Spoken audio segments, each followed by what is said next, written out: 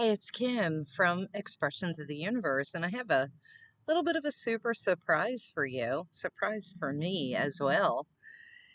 I picked up a new deck today, and I had my eye on this when my friend Jim Blake in Canada presented this deck. I didn't know it looked like this, but she had pulled some cards from this deck, and they were so beautiful. And I thought, let's dive in, let's pull some cards for all astrological signs just for the fun of it. We're in between a new moon and a full moon, the full hunter's moon, and we are in eclipse season. So let's pull some archetypes. And what are archetypes? They are symbols that when you hear that particular word, something definitely comes to mind. It's an energy, it's an ideology, and I don't know this deck at all.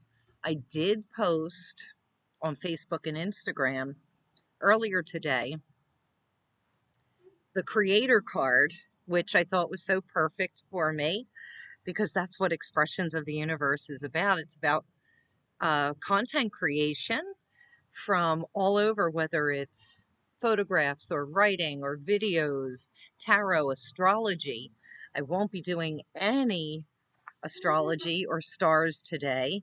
Maybe you saw my US election prediction video. I don't know if it's so much of a prediction, um, but mixed reviews. I think a lot of the reviews have been good, and I tried to stay as unbiased as I possibly could. So let's crack this baby open. Um, just so you can see, it is by Kim Krans. It is the Wild Unknown Archetypes Deck and Guidebook. So I will be pulling cards for all Zodiac sun signs. You want to make sure that you also look up your moon sign and your rising or ascendant sign.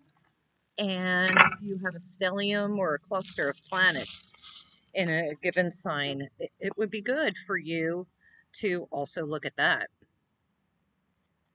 So let's see, how do I open this box?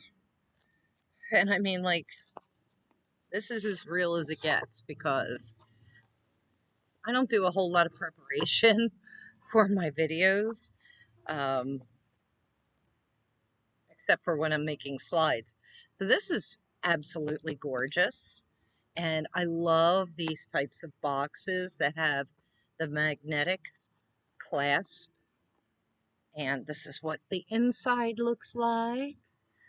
And I love this beautiful guidebook.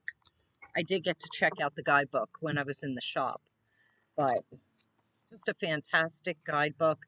Also, looks like there's information on dowsing. Lot of really good information. Kim Krans does make a beautiful deck. I will say that. All right. Ooh. So this is what the back of the box looks like. I love the planets. Little skulls. And look at this cute little, almost hat box. It looks like a little old-fashioned hat box in which the cards are.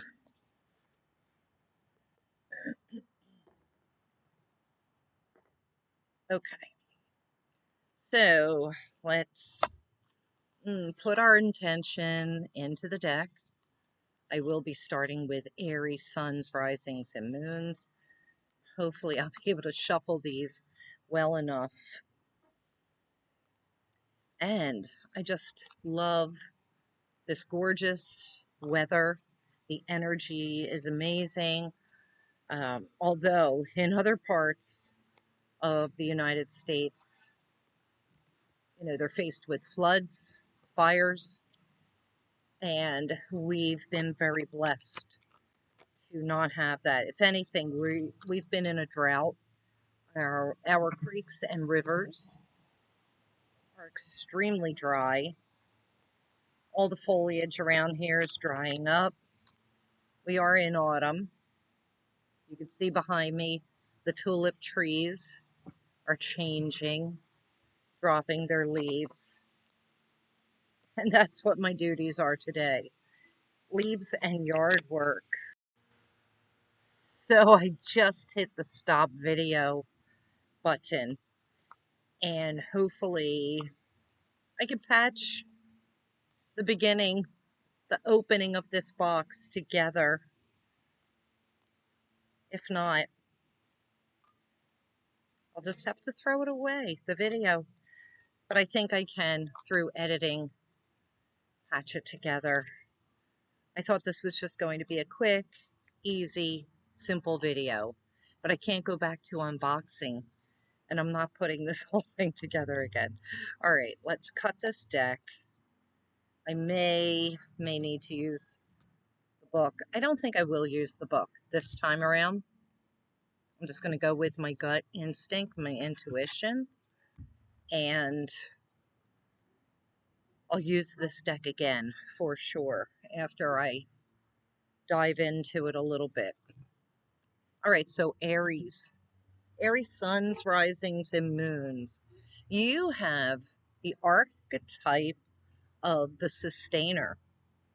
And this is about going the distance, being able to maintain your energy and not burn out because of that sudden burst. The sustainer is more like a slow and steady type of burn to me. The sustainer is something that can be renewed energetically wise again and again.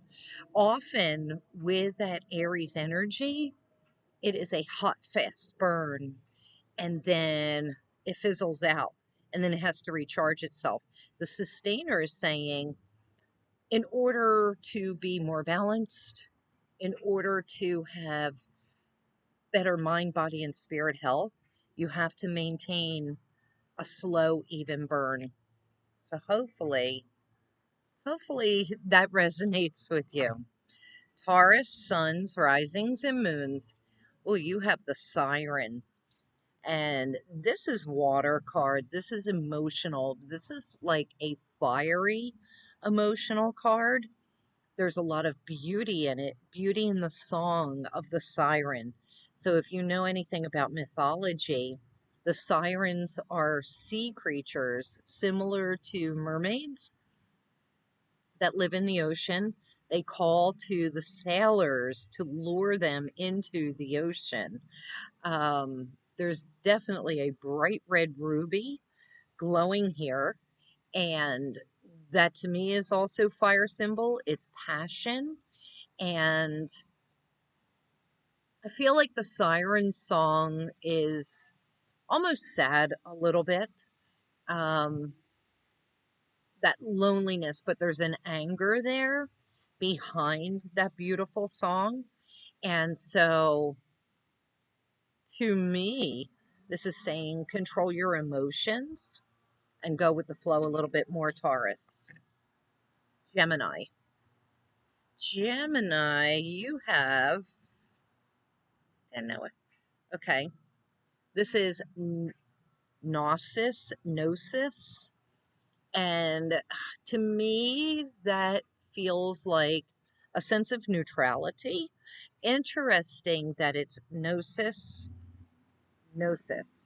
It's almost reminding me of like a Gemini symbol because of the duplicity in the symbolism, but it's asking the Geminis to get out of their heads so much. And I could be wrong with what I'm saying about this symbolism because now I'm just thinking Gnostic, but it has to be related to gnosis. And I feel like that's a neutrality. Um, it is reminding me that with the upcoming planetary transits, we could be very triggered. There's a lot of mental overload, Geminis. And so maybe you just need to step away and back off for a little bit so that you can come back to center. And I think that's really what is symbolic in this card. I'm going to have to look it up in the book and see if I am correct. But I feel like bring it back into center, Gemini. Get out of your head. Maybe stop feeding yourself with media. I could take I could take a hint because I am a Gemini sun. Um, all right, Cancers. You have the bridge. And I feel like why I don't know. Maybe I'm just reading the Roman numerals. I was going to say numerals. Roman numerals incorrectly. So the bridge is that gap in space between this and that, us and them. And for the Cancers, especially with Mars in Cancer, this is saying you need to be the bridge between yourself and another, or from this place to that place. This is also between worlds, from our world to something that is on the other side. And it's indicating to me that you can now be that bridge or find that bridge. Maybe someone or something on the other side has eluded you up until this point. Maybe you have been distancing yourself from others due to different points of view. Now you can be the bridge. Because when it comes down to it, nothing is linear. It's everything is secular, and we are closer to our connections, whether ethereal or in the physical, than we even realize. We all really just want the same thing, but we all perceive things a little bit differently. Leos, you have the desert. And for Leos, this is saying to me, it may feel like drought season to you.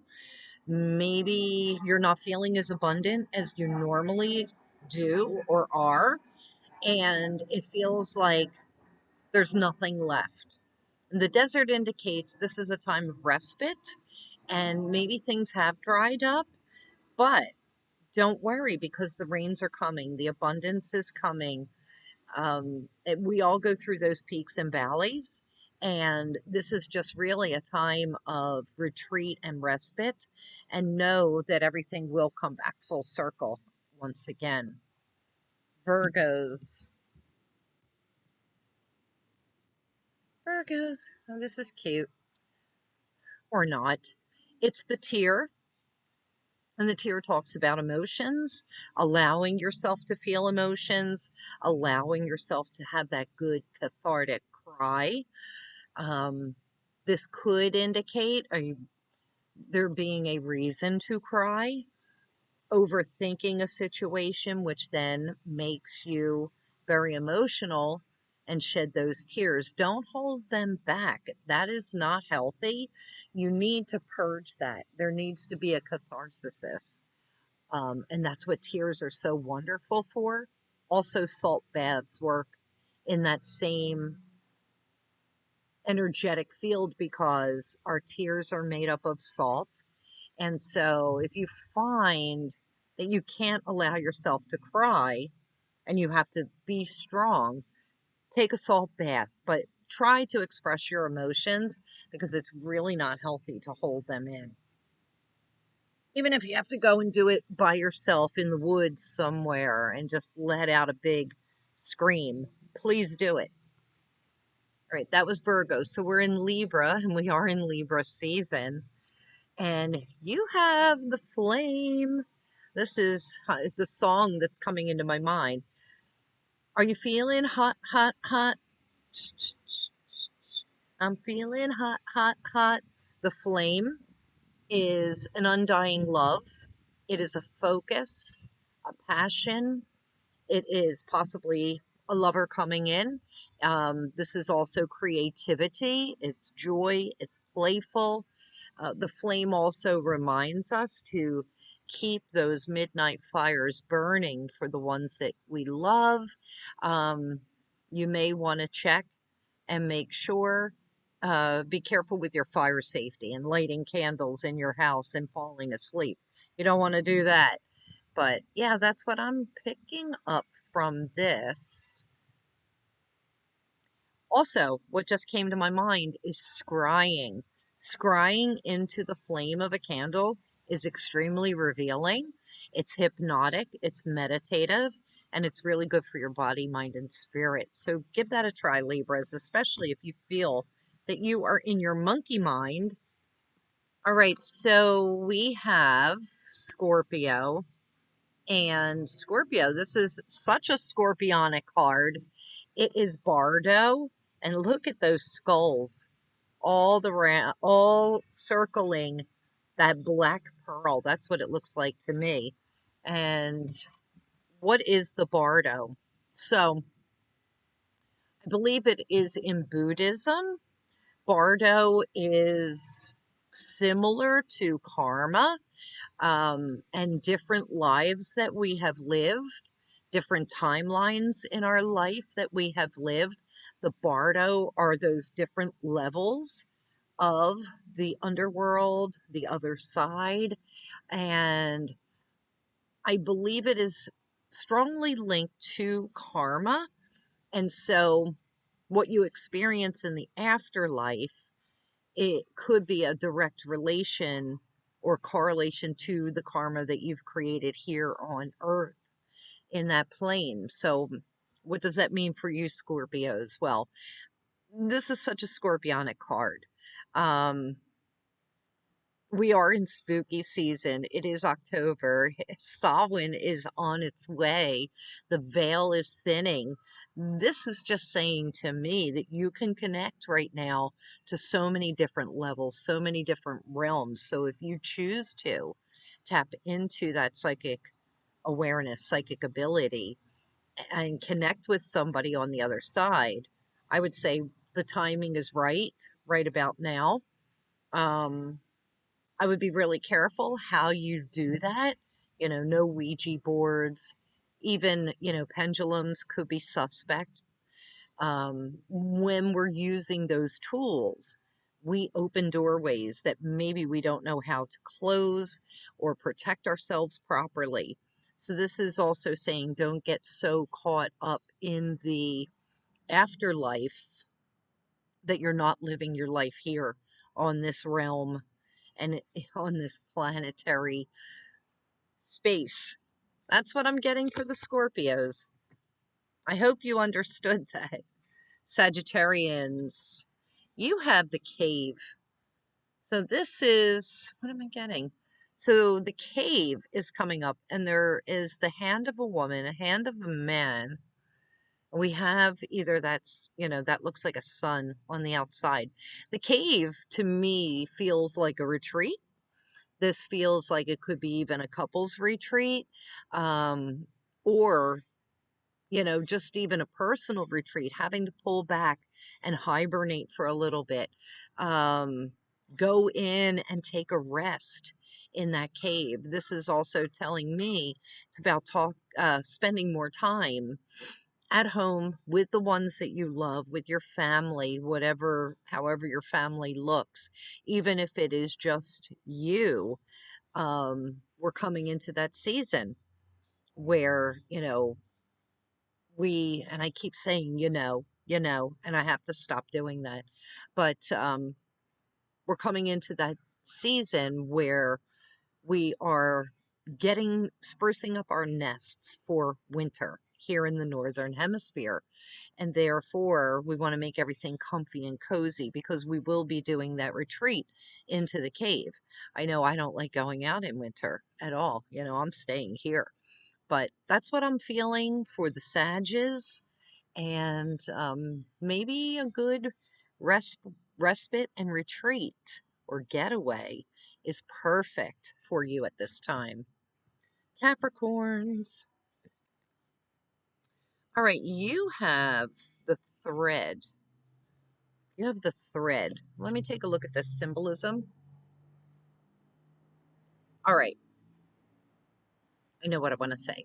So, this thread is, I automatically comes to my mind is the, um, um, sorry, sometimes I can't talk.